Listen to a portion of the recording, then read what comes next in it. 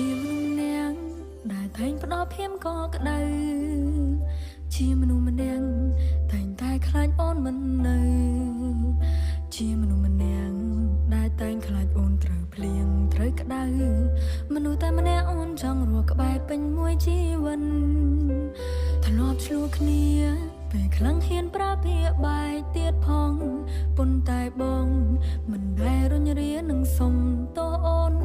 សុំសាផ្សាបងតែងតាមត្រតាមលួងអូនមុនមិនប្រកាន់ថាយើងមានចារឹកក្មេងកូនបើដូចគ្នា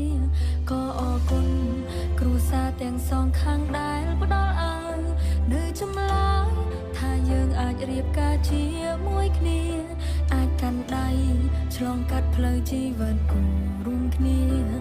នៅក្នុងថ្ងៃនេះអូនចង់ប្រាប់បងថា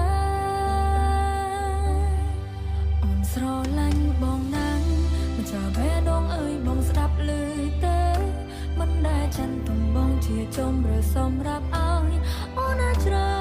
តែបងជាមនុស្សតែម្នាក់ដែលអូនច្បាស់ថានឹងប្រគល់ឲ្យក្តីស្រឡាញ់មួយដែលមិនប្រែ